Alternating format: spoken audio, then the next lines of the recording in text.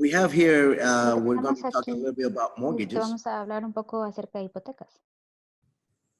Obviously, the lingo part Obviamente, la is what we're terminología focusing on. es en lo que nos estaremos enfocando. The first, my name is Oscar. I work with Texas Primero, Bank mi nombre es Oscar. Loan Officer. And I'm here to kind of walk you Soy through the de basics of préstamos what a mortgage hipotecarios y voy a ayudarlos have encaminándolos. limited time, so we'll go through the Tenemos tiempo basics. limitado, pero iremos, Obviously, my contact information, hablaremos acerca de lo Dallas básico, Habitat will pero definitely walk you through all the la información details.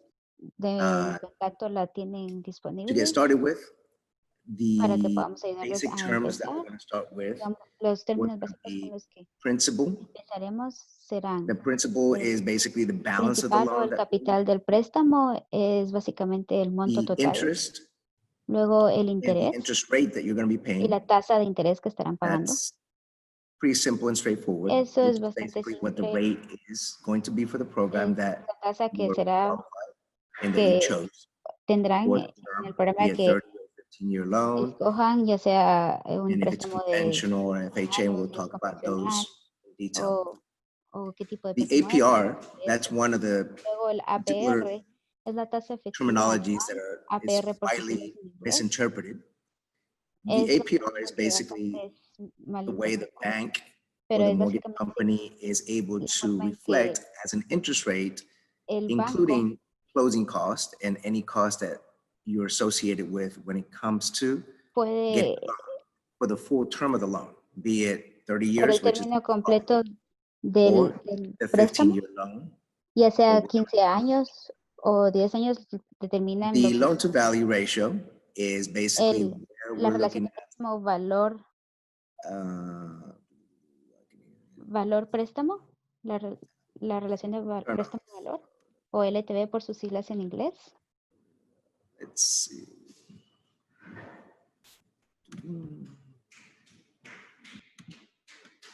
Okay, so basically the loan to value ratio Básicamente, la relación de préstamo valor.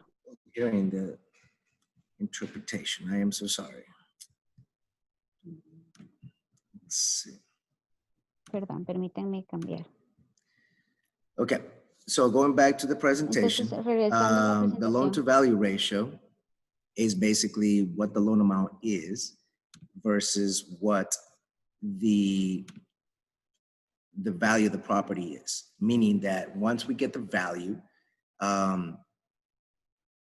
either sales price or the appraisal value, all banks are going to look at which number is the lowest one, meaning either the appraised value or the sales price. Typically, if the appraised value is higher than the sales price, then everything's good. If they're equal, that's great as well. If the appraisal value is lower than the sales price, then negotiations will need to continue to see how both parties, the sellers and the buyers, come to an agreement. Amortization is another word that's kind of used in our world of mortgages that may complicate people.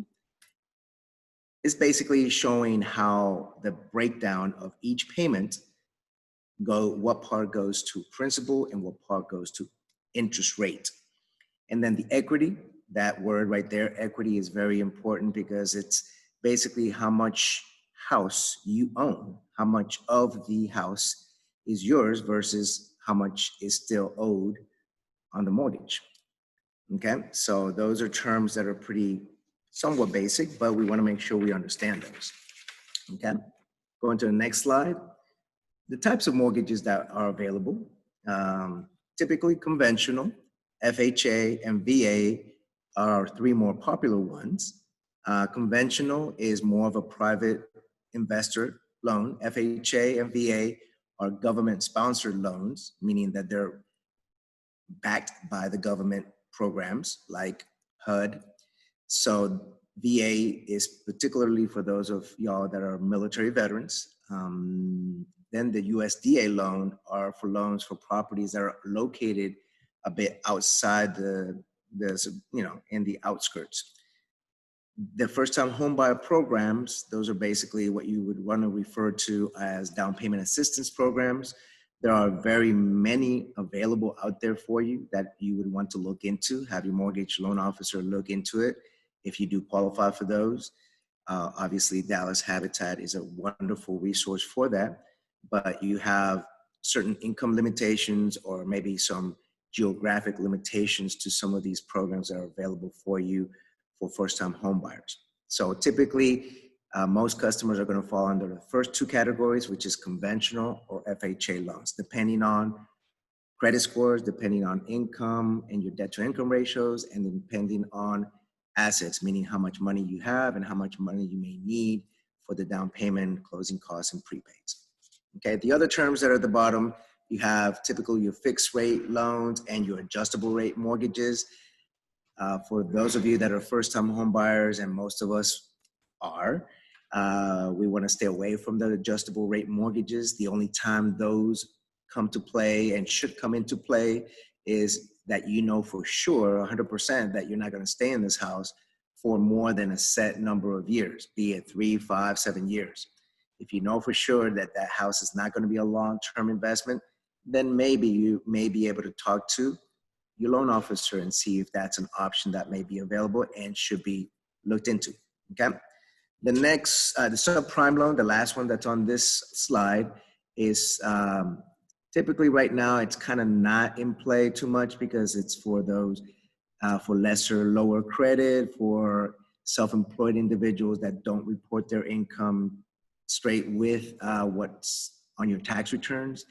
And those have been a bit harder to get nowadays, and they're coming back, but typically most customers, again, fall into the conventional or FHA guidelines. The next one we have here is on the next slide, loan cost.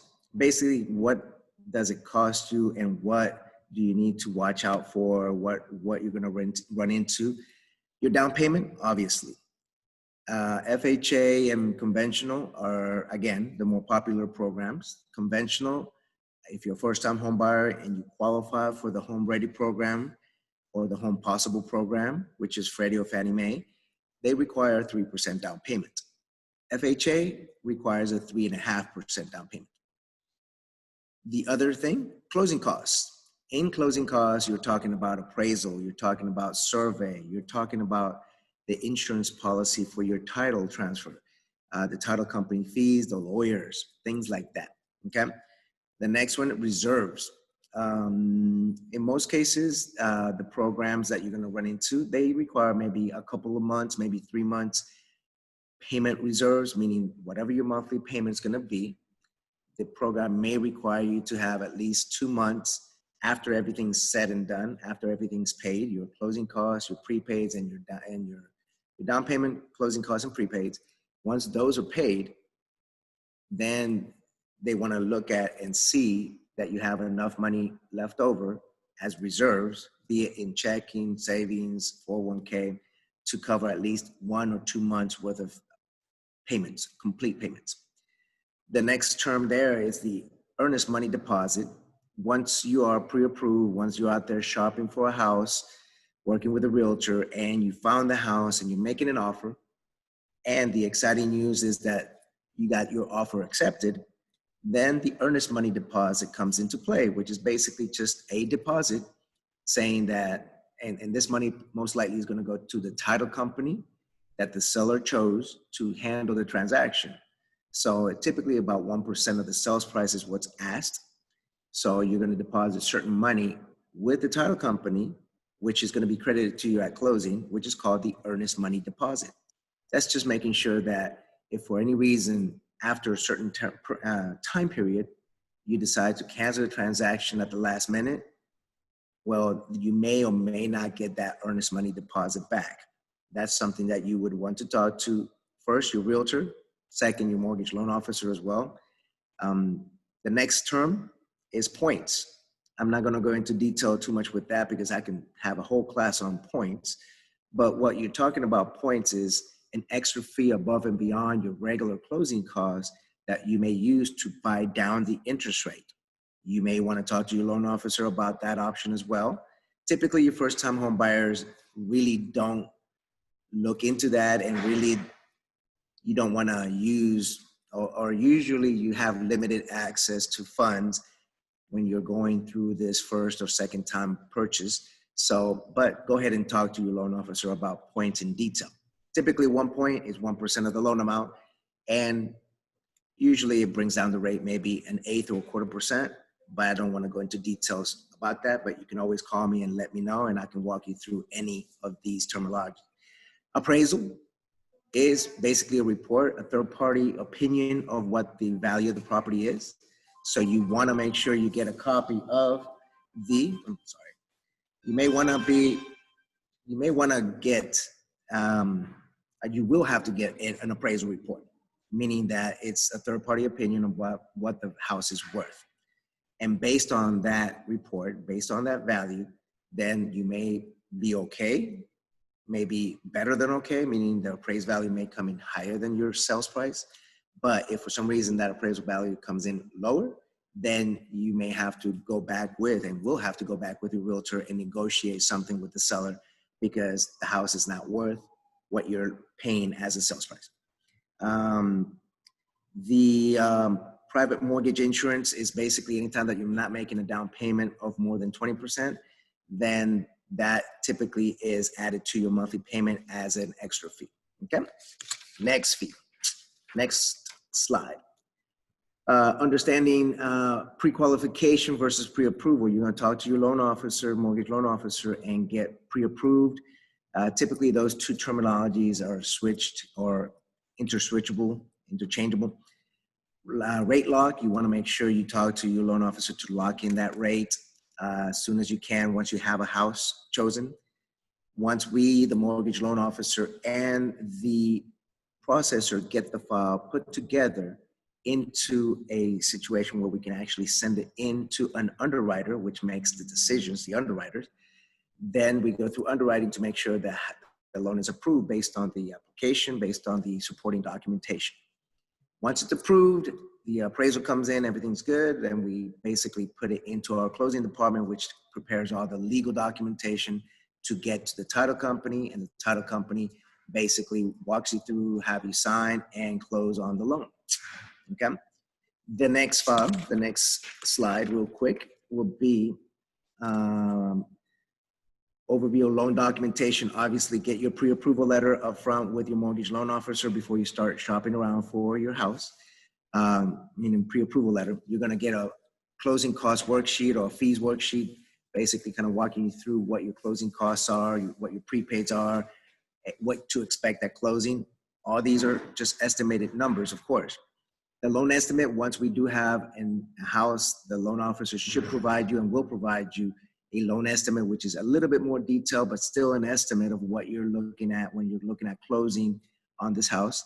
The 1003, which is the loan application, it's just basically a 4-page, 5-page application that we have to use across the United States, we as mortgage loan officers, just to gather all the information necessary, and then supporting documentation to show what is on the application is correct. The last one is the closing disclosure. You're going to receive that one 3 days before closing, and you're going to have your mortgage loan officer walk you through so you can understand exactly where all these numbers are coming from, what you're going to be paying at closing, so you can get your cashier's check and whatnot. Okay. The last one, I just want to kind of go over that. I know we don't have too much time. The last slide before we go, really, if anything you're going to get from this short presentation, I'm hoping that you don't let this loan lingo. If we can switch the slide, please. Oh, the last one, the deed. I'm sorry, I forgot to talk about the deed, which is basically the title to the house. Even though here in Texas, we don't have titles for houses, it's basically called a deed, which is giving you the right to the title. So we put a lien against the deed while you have a mortgage until you pay that mortgage off. Then you have a free and clear deed, or quote unquote title. There are some certain states that do have title. Okay. So going on to the next slide, and before we go, yes, the major thing, please do not get intimidated by all this vocabulary, this loan lingo. We use it every day, so sometimes it's just second nature to us, but don't let that intimidate you. Don't let the word mortgage intimidate you. Find a good loan officer that's going to work with you and have your hand and walk you through this, especially your first time and your second time through. This is a very important investment that I want to make sure you understand and get walked through. Build a trusted home buying team. Again, your realtor, Dallas Habitat, of course, is the huge help. Us, the mortgage loan officers, we're here to help you as best we can to walk you through and make sure that none of this is going to get in the way of this home ownership. Educate yourself every step of the way. Anything that you can do to educate yourself, like these kind of programs. And the last one, of course, if you don't know, if you have any questions, just ask. Don't think there's any stupid questions. Don't think there's any basic questions. Ask us, ask your realtor, ask Dallas Habitat. We are a resource for you to find your home and be a homeowner. Okay, so the next one is basically saying thank you for participating in this. My contact information is here. Jot it down. I'm available 24/7. Give me a call, text me, call me, email me. I'm available to you. Use Dallas Habitat. We are definitely, you should be getting a link for the next one that's coming up here soon through your chat, so you can sign up for which one it is. I really appreciate this time that you've given us to actually talk to you, walk you through some basic stuff. Again, nothing is too new. Bring it to us, talk to us, we'll answer it, and we'll walk you through anything that you do. So we're gonna open it up a little bit to Q&A, obviously, to see if there's any questions that you may have that I may be able to focus on for the last couple of minutes that we have available. So I don't know if my lead person here has any questions. They've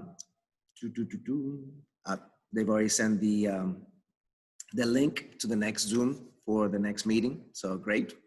So don't know what else to do.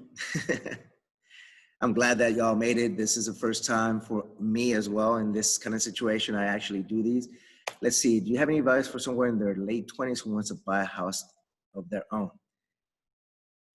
Great question, actually. Anytime that I'm talking to first-time home buyers, 3 things. Work on your income, obviously. Work on your credit. Talk to a loan officer. Look at your credit based on a mortgage inquiry, a mortgage company looking at your credit. And work on assets, meaning your funds that you have available. Obviously, there are programs out there available. Some of these programs have higher rates. Some of these programs have certain limitations on geography or income or both.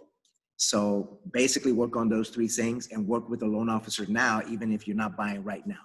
The next one, where do construction to permanent loans fall? Someone asked this question. Well, the construction to permanent loans is basically, there's 2 types of transactions when it comes to a construction of a new house. And typically when customers buy their lot and want to construct on that lot, then there's a interim loan, which is basically the construction of the house. Then the permanent financing, which is the mortgage itself once the house is complete. So yes, my bank and a lot of other banks do those kind of loans. Talk to one of us and we'll get you some details about that if that's something. What would be a good interest rate currently? You can say that approximately, well, first-time home buyers, typically right now, we're in a very good environment when it comes to interest rate. We're talking about 3, 3.25%, 3.5%. If you have decent to good credit scores, a little bit closer to 4 if your credit scores are somewhere in the 6 to 640 credit scores. So that's talking about a 30-year mortgage. How do you pick the right loan officer? Me? No, I'm just joking. Obviously, talking to somebody about that part, meaning I would interview them because they're going to be hand by hand, hip by hip, walking you through this. So talk to them, interview them, and see which one you feel comfortable with. And once you choose them, I'm sure they'll walk you through everything. Can you shop around for a mortgage loan with multiple lenders? Of course you can, within a 2-week period. You have actually 30 to 45 days to shop around your interest rate with any loan officer, with any mortgage company. And it's not gonna, the first one will affect your scores, but then the next inquiries after that, I would suggest 3 to 5, keep it in that range. Don't go too crazy, but definitely shop around your mortgage company. Do you suggest getting a loan officer first before seeking out a realtor? That one's a if and N. I work with a lot of realtors that basically once they start talking to a customer, they refer me and vice versa. So it really, I wouldn't suggest one versus the other. I just make sure that they're working with each other and working for you the best way. How does student loans factor in getting a mortgage? Well, it just basically works into that debt to income ratio, that monthly payment that you're making. We look at the credit score and we look at other debts, including student loans. So that does fall into your debt to income ratio. So it may limit you for how much house you're going to be able to do.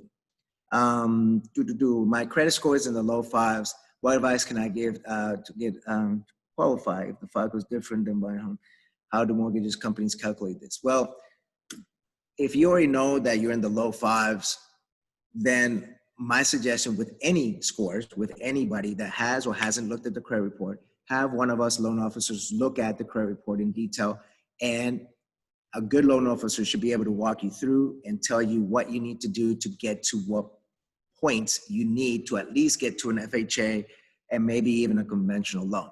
Typically, if I get a customer in the 5s, it may take me 3 to 6 months maximum to get somebody up to the 600s to get them a decent to good rate. 4 minutes. Do you with those who want to get their home built? Do you with? Okay, so basically, if you're looking at building your own home on your own lot, we do have those programs.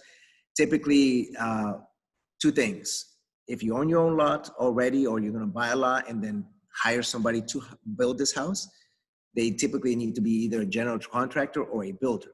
Now, either or, general contractor or builder should have their financing to construct the house, and then we come in once the house is finished and have a certificate of occupancy and put in a permanent loan for you.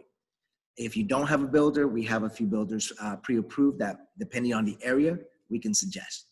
Do you have, and at what point can you lock in the interest rate? If you're looking at building a house, the permanent financing, typically we don't lock it in until you're about 30 days from completion of your construction of your house. So right now, your interest rate on the second loan, which is the permanent financing, will not be locked until we're about 30 to 45 days out from construction being completed. So great questions, guys. I really didn't anticipate so many good questions. Whatever other questions you may have, please jot down my email, my phone number, text me. Texting me is usually the best bet. Emailing me is also a good way to get a hold of me. Calling me, of course, but sometimes I'm in these kind of meetings, so I don't usually get to answer the phone, especially during these meetings. So any other questions that we didn't get to, for those of you that are listening in, please feel free to reach out to me, reach out to Dallas Habitat. They have a whole list of people that are lenders that can walk you through. I would love to help you out. I'm available anytime. Let's see, that's obviously, there's my contact information. I appreciate them sharing it with you. Please jot it down. Let me know what I can do for you. And hopefully we'll see each other or talk to each other very, very soon so we can take the next step. Get you pre-approved first before you start shopping for a house, so you know exactly how much you can afford to buy. Let's go ahead and make sure you're going to get that link. I think you already got the link for the next session that's coming up. Dallas Habitat is putting together a great show, and here is that link for you. Make sure you're ready for it, and see you next time. I appreciate you all, guys. Thank you very much.